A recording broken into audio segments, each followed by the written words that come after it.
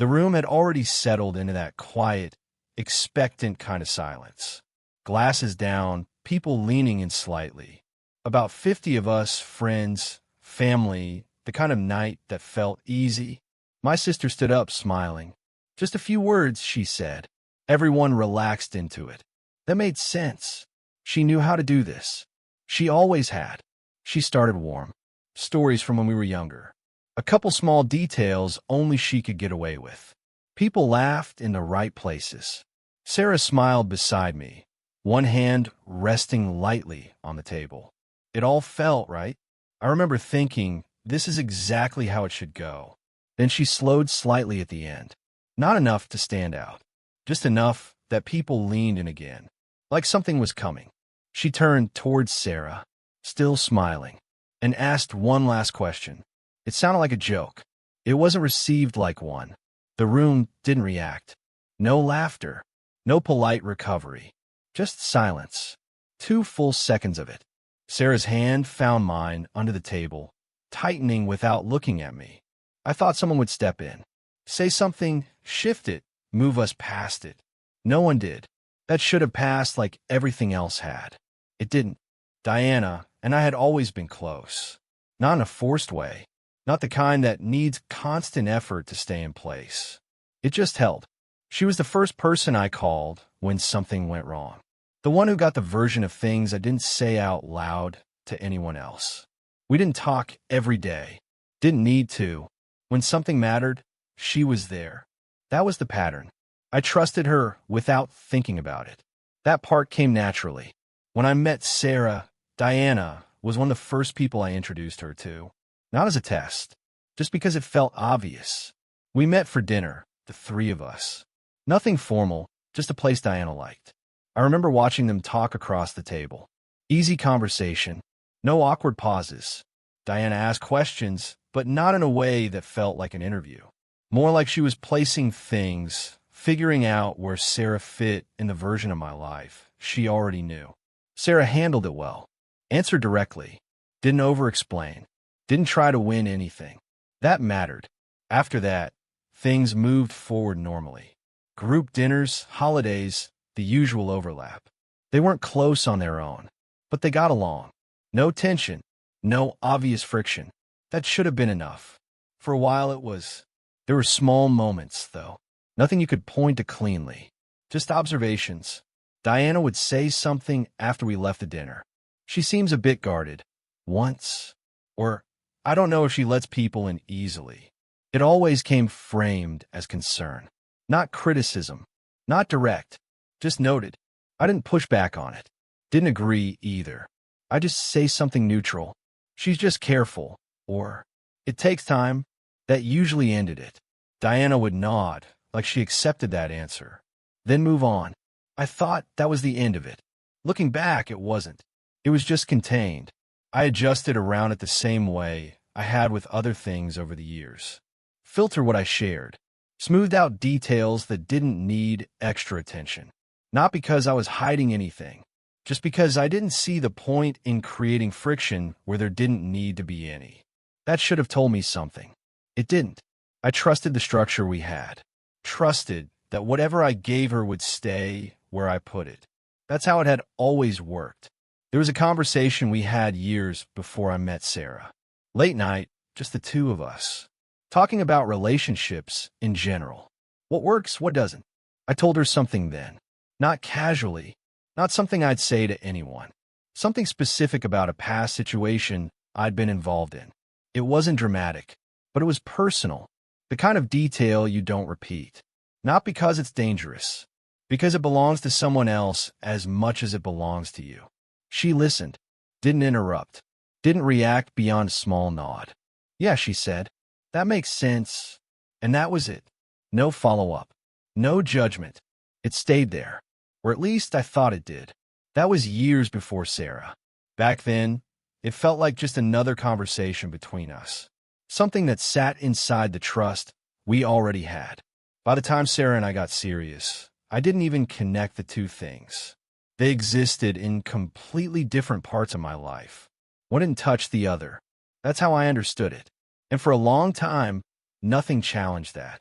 Diana stayed consistent, supportive in her way, present when it mattered.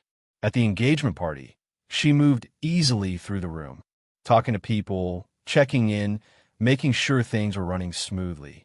That was always her role in these situations. The one who noticed details. The one who held things together without needing attention for it. I saw her across the room at one point, laughing with someone from Sarah's side of the family. It looked right. Everything about the night did. That was the part that stayed with me afterward. There was no warning, no shift in her behavior leading up to it.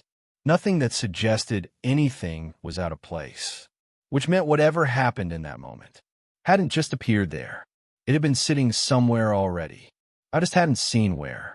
I thought trust like that stayed stable once it was built. It doesn't. It just stays untested until something forces it into the open. It didn't come across as loud. That was part of why it worked. If she'd said it directly, if she'd dropped it without the smile or the tone, someone would have stepped in, shifted it, laughed it off, redirected the moment.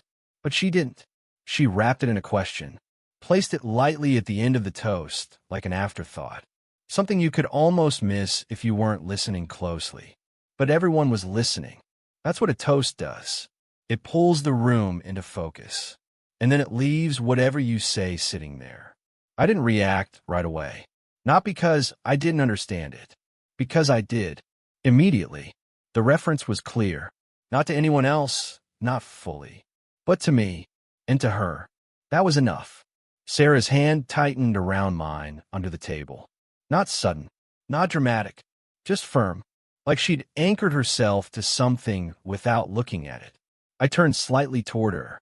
She was still facing forward. Still smiling. Not the same smile from earlier. This one was held in place. Careful. That should have broken the moment. Someone saying something. A quick laugh, a shift, anything. It didn't happen. 2 seconds passed. Long enough for everyone to notice something had gone off. Not long enough for anyone to name it. Then someone near the back said, "Cheers," too quickly. A couple of glasses lifted. A few people followed. The room restarted itself. Not smoothly, but enough.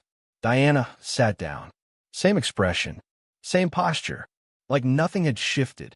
I thought she'd look at me. She didn't. She reached for her drink, took a small sip, and set it down. The conversation picked back up in pieces. People filling the space the way they always do. I nodded when someone spoke to me. Answered something about the venue. I don't remember what I said. It didn't matter. The only thing that stayed clear was the fact that she had used it. Not hinted at something general. Not made a vague comment. Something specific. Something I had told her. Years ago. Before Sarah.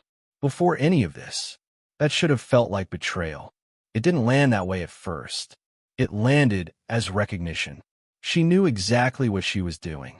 That was the part that settled in. Not the words. Not the reaction. The intention behind it. I picked up my glass, took a sip, sat down again. The tablecloth shifted slightly under my hand. Across from us, someone was talking about travel plans. Sarah nodded once, said something back. Her voice sounded steady. That mattered more than anything else. Not because it fixed anything, because it held the moment together. Her hand stayed in mine, didn't loosen, didn't shift, just stayed there. That was the only direct response in the room. Everything else was surface. I leaned slightly toward her, just enough to be heard without drawing attention. "You okay?" I said quietly. "Yeah," she replied. No hesitation.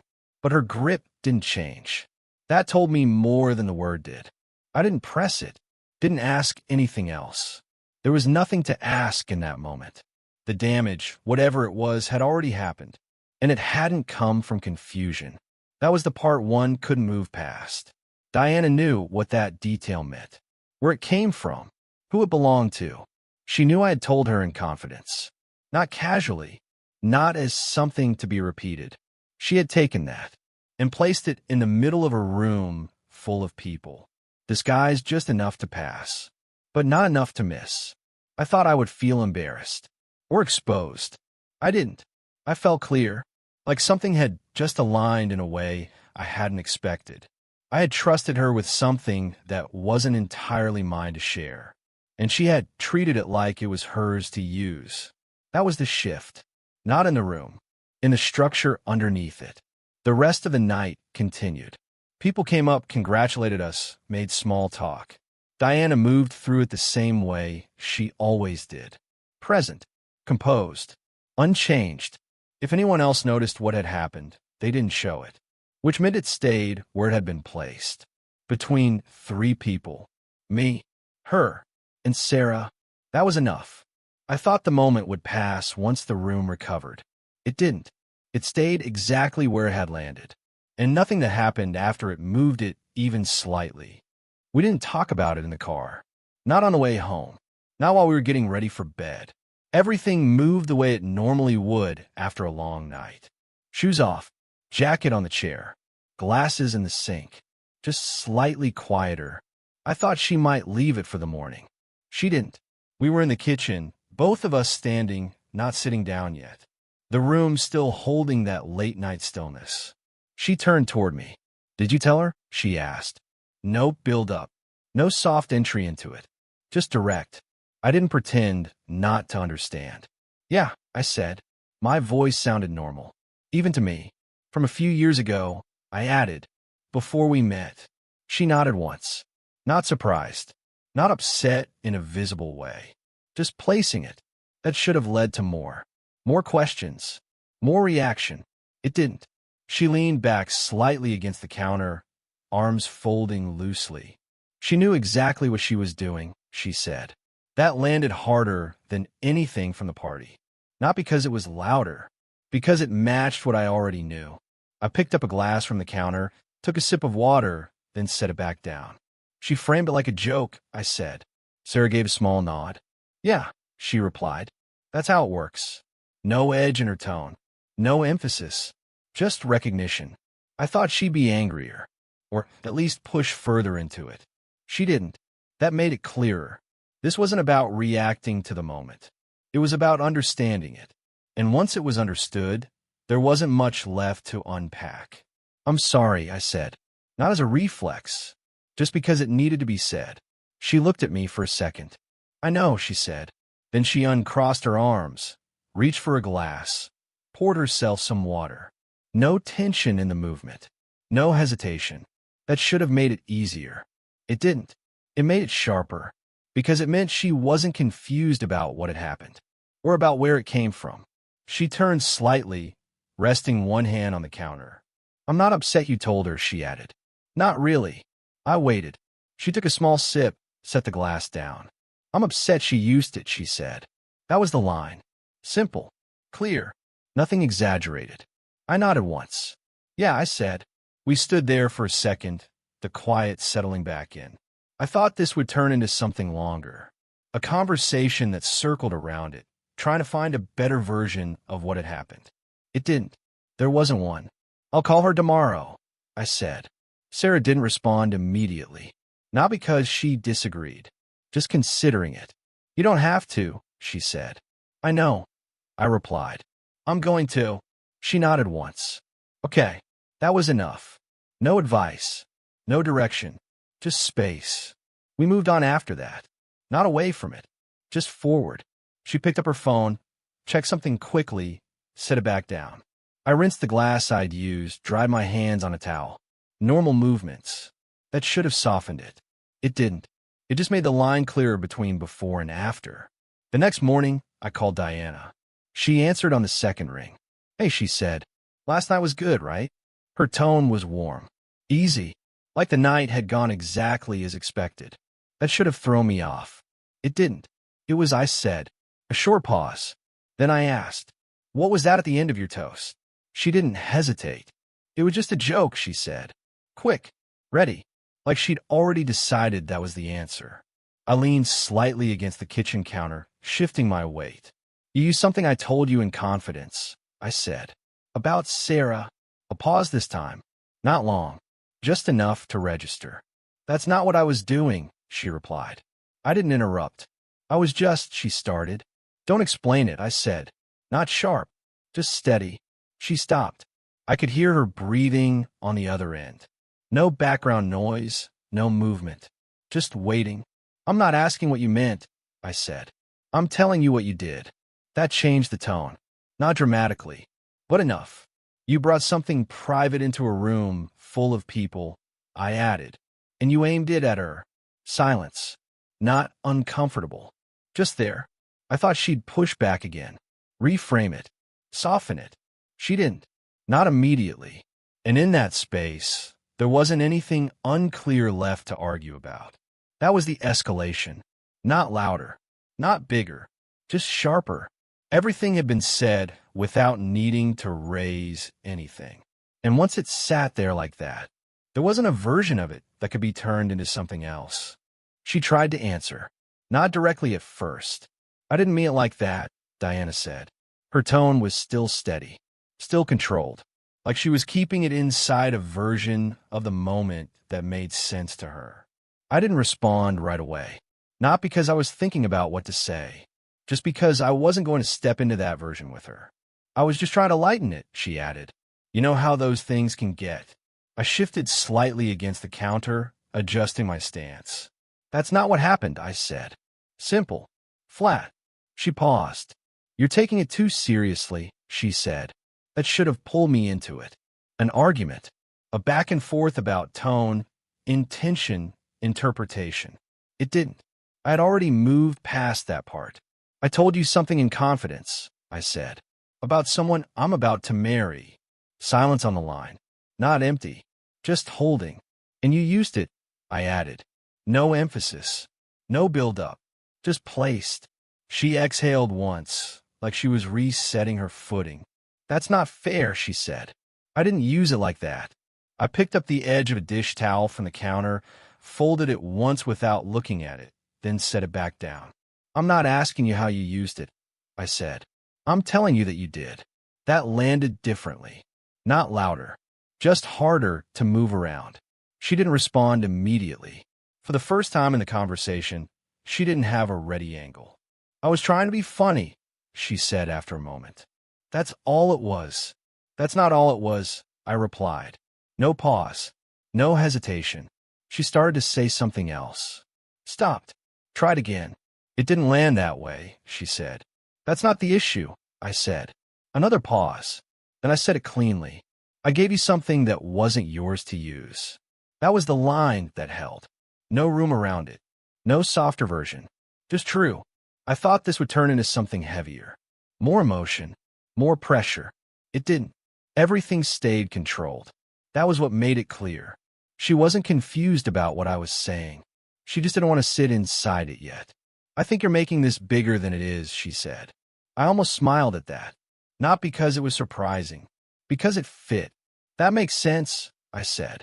She didn't answer. I could hear a shift on her end. Movement, maybe her changing position. I'm not asking you to respond right now, I added. That changed the direction. Not softer, just different. I'm not trying to argue about it, I said. I just want you to understand what you did. She stayed quiet. That was new. No immediate pushback. No reframing. Just quiet. I let that sit. Didn't fill it. Didn't try to guide her through it. She didn't need help understanding. She needed time to decide whether she was willing to. I'll give you space on it, I said. Not as a concession, just as a boundary. I'm not going to keep going back and forth about it. A small exhale on her end. Okay, she said. It was the first time she hadn't added anything after. No explanation. No qualifier. Just that. I nodded once, even though she couldn't see it. That's it, I said. Another short pause. Then she said, all right. We ended the call a few seconds later. No resolution. No agreement. Just placed. I set my phone down on the counter next to the sink. Didn't move for a second. Not replaying it. Not checking if I'd missed anything. There wasn't anything to check. Everything had already been said. I thought I'd feel unsettled after that. Like something had been left open. It didn't feel like that. It felt contained. The situation hadn't been resolved, but it had been defined, and that mattered more. I wasn't waiting for her to admit anything in that moment. Wasn't trying to force clarity out of it. Clarity was already there. She just hadn't stepped into it yet. That was her part, not mine. I dried my hands on the towel again, even though they weren't wet. Small movement. No reason. Just grounding. This wasn't about fixing what happened at the party. That couldn't be undone. It was about what came next. Whether the trust that had been there before could still exist in the same way. And if it couldn't, what replaced it? I thought this would feel like distance opening up. It didn't. It felt like the shape of things changing. Quietly, without needing to be announced. And once that shift was there wasn't any version of me that went back to how it was before. She called 10 days later. Late afternoon. I was at home, laptop open, not really working. Her name came up on the screen. I let it ring once, then answered. "Hey," I said. "Hey," she replied. Her tone was different. Not flat, not overly careful, just grounded. I didn't say anything else. Gave her the space to start. "I've been thinking about what you said," she added. No build-up, no attempt to soften it. That mattered. "Okay," I said. A small pause. Then she said it. "I used something you trusted me with. Clean. No deflection." I leaned back slightly in the chair, one hand resting on the edge of the table. She kept going. "I knew what it was when I said it," she said. "And I knew where it came from." That was the part she hadn't been willing to say before. Now it was just there. "I didn't think it would land the way it did," she added. "But that doesn't change what I did." I didn't interrupt. Didn't fill anything in. She didn't need help getting there. "I shouldn't have said it," she said. "Not there, not like that, not about her." That was the first time she named Sarah directly in it. That mattered more than anything else she could have said, because it meant she wasn't framing it around me anymore. She understood where it actually landed. I picked up the glass next to me, took a small sip, set it back down. "I'm sorry," she said. Not stretched, not repeated, just once. I thought I'd need more than that. More explanation, more context. I didn't. She'd already given the only thing that mattered. Recognition. There was a pause on the line. Not empty, just open. I think part of it was she started, then stopped. I waited. Not pushing, not helping. "I think I didn't handle the shift well," she said finally. "Between you and me." That was the first time she said something about herself. Not as an excuse, just as a reason. "I was used to being the person you told everything to," she added. And I didn't adjust to that changing. I didn't respond right away.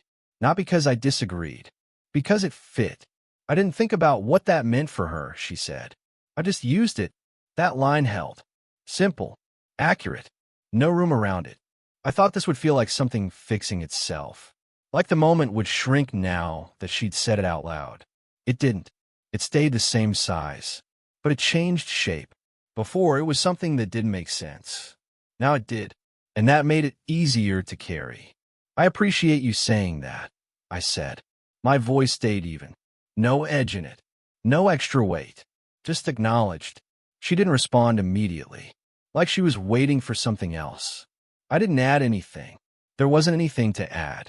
"I'm sorry," she said again. Not because the first one hadn't landed. Just quieter this time. I nodded once, even though she couldn't see it. "Yeah," I said. That was enough. We stayed on the line a few seconds longer, neither of us rushing to fill it. Then she said, "I'll give you space," and ended the call.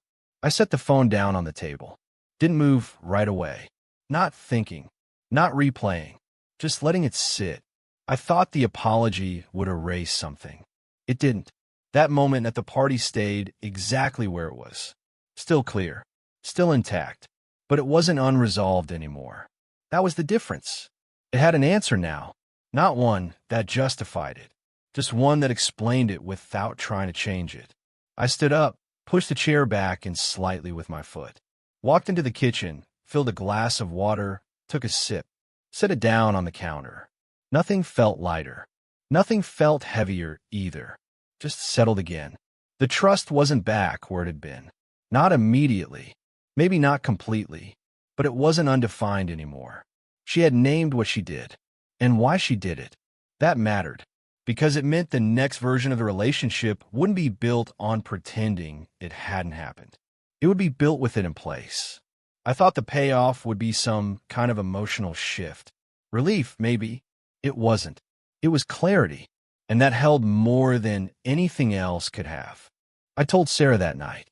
Not immediately. We had dinner first. Normal conversation, the kind that keeps things steady. Then later, sitting on the couch, I brought it up.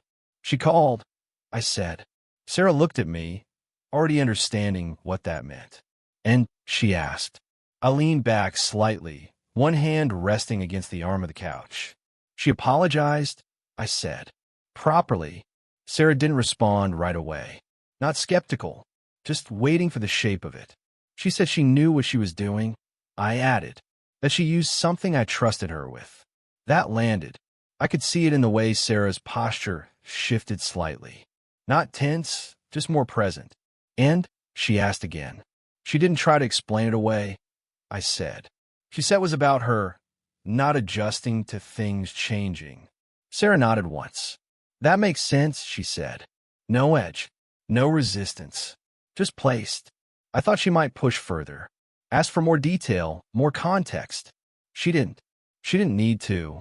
That was the part one was still catching up to. She had already understood what happened the night of the party. Everything after that was just confirming it. What do you want to do? She asked. Not about me. About us. I shifted slightly, adjusting my position. I don't think it goes back to normal, I said. Sarah nodded again. I don't think it should, she replied. That should have felt heavy. It didn't. It felt aligned. We weren't deciding whether to forgive something. We were deciding what version of the relationship made sense now. That was different. She owned it. I said, that matters. It does, Sarah replied. Then she paused. But it doesn't erase it. No, I said, it doesn't. We sat with that for a second. Not uncomfortable, just clear. I thought this would turn into something more emotional. A deeper conversation, more layers. It didn't need to. Everything important had already been said. So we moved forward, Sarah said. Yeah, just slower. I nodded. That makes sense. That was the decision. Not dramatic. Not final in a way that closed anything off. Just adjusted. Over the next few weeks, things stayed quiet. No immediate meetups. No attempt to force things back into place. Diana sent a message a few days later. Hope you're both doing okay. I replied. We are. Nothing more. Not cold. Not open. Just accurate. That became the tone. Measured. Clear. No pretending nothing had happened. No dragging it forward into every interaction. Just present. A few weeks after that, we saw her again. Small setting. Just the three of us. Dinner. Nothing formal. The kind of situation that would have felt completely normal before. Now it felt deliberate. Not tense. Just aware. Diana was the same on the surface. Easy conversation, familiar rhythm. But there was something different underneath it. She wasn't filling space the way she used to. Wasn't steering things without noticing. She was paying attention. That was new. At one point, she asked Sarah directly about work. Not in a passing way. Actually listening. Sarah answered normally. Didn't hold anything back. Didn't overcompensate either. It moved cleanly. No strain. I watched that for a second longer than I needed to. Not because I was expecting something to go wrong. Because I was noticing what was different. This time, nothing was being carried behind the conversation. Nothing unspoken that could be pulled forward later. That mattered. After dinner, as we were leaving, Diana said something small. Thank you for coming, she said. To Sarah, not as a formality. Just direct. Sarah nodded. Of course, she said. And that was it. No extra weight. No overcorrection. Just simple. I thought rebuilding would feel like something active. Effort, intention, visible steps. It didn't feel like that. It felt like removing something that had been in the way and seeing what was left without it. Some things stayed the same. The way Diana and I talked. The kind of conversations we had. But there was a boundary now. Not spoken. Just understood. Certain things didn't get shared the same way anymore. Not out of punishment. Out of clarity. Trust doesn't disappear all at once. It changes shape. And once it does, you don't pretend it hasn't. You just learn where the edges are now. Months passed, then more. Nothing slipped back. Nothing escalated either. It held. Diana and Sarah saw each other occasionally. Not close, not distant. Just real. More honest than before. Less layered. That was unexpected. I thought the moment at the party would define everything that came after. It didn't. It defined how he handled it. That was the difference. The question she asked that night stayed where it belonged. Not repeated. Not revisited. Just a point in time that changed what came next. I don't think she'll ever fully understand how that moment fell from our side. Not completely. And that's fine. She understood enough to change how she moved after it. That mattered more. Some things don't need to be perfectly understood to be handled properly. They just need to be recognized. We still spend time together. Still show up for the same things. There's no tension in it now. No careful navigation. Just awareness. And that's enough. I used to think trust was about what you could share without thinking. Now I think it's more about what someone does with it once you do. That's the part you don't see until it's tested. And once it is, you don't get to go back to not knowing. But you do get to decide what comes next. It didn't undo what happened, but it changed what it meant. I don't think I'll ever forget that moment at the table. Not because of what was said, but because of what it showed me about where trust actually lives. And if something like that has ever happened to you, where one line changed how you saw someone, you probably know how quiet that shift can be. I share stories like this over at Where Silence Ends, and I'd be interested to hear, what would you have done in that moment?